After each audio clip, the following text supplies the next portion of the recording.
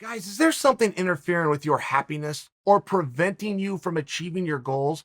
I have used a professional to help me perform my best in the cage. And now our show sponsor, BetterHelp, can help you perform better in life. BetterHelp will assess your needs and match you with your own licensed professional therapist in just 48 hours. This is not a crisis line. It's not self-help. It's professional counseling done securely online at your convenience from anywhere in the world. There's a broad range of expertise in BetterHelp's 15,000 plus counselor network. You can log into your account anytime and send a message to your counselor. Plus, you can schedule weekly video or phone sessions so you won't ever have to sit in an uncomfortable waiting room again. It's more affordable than traditional online counseling, and financial aid is available. BetterHelp wants you to start living a happier life today. Visit betterhelp.com/Chael. That's going to save you 10% off your first month because I want you to get started, guys. That's Better, H-E-L-P. Join over 1 million people taking charge of their mental health with the help of an experienced professional. How long can old Chael get away defending and making excuses for Conor McGregor before you guys start to turn on me and say, Chael, you look like a fool? Because I got to be approaching that, right? I got to be real close to approaching whatever good faith credits I have that I continue to use for Conor to being expired. I feel as though, or at least I did, I feel as though I understand Conor on a different level. And therefore, it's incumbent upon me to explain to everybody what it is Conor's doing. I might be approaching a point where I'm wrong. Maybe I don't understand. Maybe I don't understand.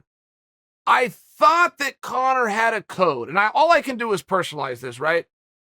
Golden rule of life. Treat somebody the way you would want to be treated. Judge how they handle the situation by how you would handle the situation. I just I had a code. I was going to say whatever I wanted. I didn't use profanity. For whatever reason, I left profanity out of it. Never used a 4-letter word, but I had a code. I will say whatever I want, but I will show up and I will answer for it every time. I will not go after a guy who in the rankings or in the popularity contest was beneath me. They're going to be equal or above, which I justified, right or wrong, that they can take it. That guy's got more money than me. That guy's got more main events than me. That guy's got more fans than me, whatever it was, and therefore he can take it. It was my code. There wasn't a lot to that. I had pretty free reign. Did not care who I upset. As a matter of fact, when I sat down to strategize, I would make sure that it was going to upset as much people as possible. Great. I felt as though Conor was doing that, but now I'm not seeing the code. That's the only part where I'm lost on this. I saw Conor, the potential scumbag after Poirier, but the potential entertainer. And I saw him succeeding at entertaining, which was his job.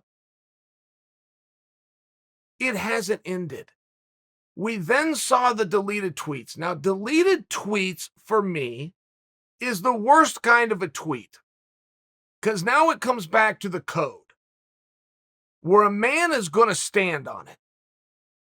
A grown man is going to stand on what I said. For better or worse, I said it. When you start to get into the John Jones territory of being a tough guy who then tries to wash it away as though it never happened, like get into the shower and just wash it away as though those acts didn't happen, it's cowardly. It's very cowardly. If you said something wrong, you don't have to just stand there. If you got it wrong, you can say, I got it wrong. You can even apologize for it. To delete it as a way of getting around the responsibility of the words that you use, but moreover, getting the responsibility that a man has to apologize when he's wrong, is cowardly. And one thing about Conor's tweets that have in line with John Jones's tweet is that they all come between 11 and 1 in the morning, right? They're drunk or high or a combination of the two? Is that an excuse? Because I've been making it one. Maybe it makes it worse. In Conor's case, though, specifically, we know he's going to be on medicines. Have you ever taken a painkiller? Have you ever read about painkillers? I mean, one of the things is euphoria. It has an effect on your mood and your personality and who you are. It generally raises you. But either way, it makes you somebody else. And Conor doesn't have a choice right now. He has to be on certain medications. His body's broken in two. He's got a nail holding his bone. I mean, that's got to hurt, right? So I'm assuming he's on certain medications. Now, I know that he was when he was in the hospital. And that's when these tweets first started, and then they started to be deleted, which is why I've always made a case for him. Hey, guys, just consider. First off, this is a guy that talks a little trash, but this is a guy who entertains and keeps to a code. He's now medicated. It's not him. Give him some room. Now that the time has gone by, he hit one last night on Khabib. Khabib sent a message directly to Dustin Poirier on something known as Twitter that said, "Good always defeats evil." Conor responded to it saying, so COVID was good and father was evil because Khabib's father passed away of COVID. That is beyond, right? Not good. Not only my opinion, and I'm sure it's shared by you, it's Conor's opinion who deleted it. But deleting it is a way of trying to escape what needs to be done, which is to apologize for it. And old Chael can keep coming out day after day and saying, hey, guys, give Conor some grace. Give him some room. He's broken in two. He's a known drunk, and he happens to be on medicines right now against his will. He has no choice. He's not himself. I mean, I can get away with this so many times, but I'm running out of bullets here. I'm running out of slack.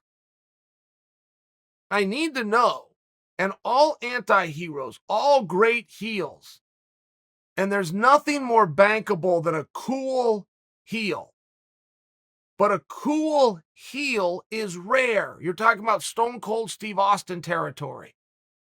You're talking about The Rock territory, where he's an agitator, he's the bad guy, and everybody comes out to see him and explodes. It is the most bankable thing you can possibly have in sport, in a draw, in the entertainment and film business, in the singing and performing industry. A cool heel. Conor has been a cool heel for a meaningful period of time. He's starting to mark out for his own gimmick. We are whoever we pretend to be. And if you are not very conscious that if you're playing one person for X amount of hours in a day, and then you're going back to the real person, you can look back, it starts to spill over. So is this the booze mixed with the medications against his will, in all fairness? What's the difference between drugs and medicine, right? Drugs are derogatory. If we're trying to say somebody's putting somebody down for doing something illegal. Medicine could be the same thing, but if taken appropriately. I believe that Conor's on medicine. I believe that would make a level of sense. I believe it changes his mood. I believe it changes his behavior.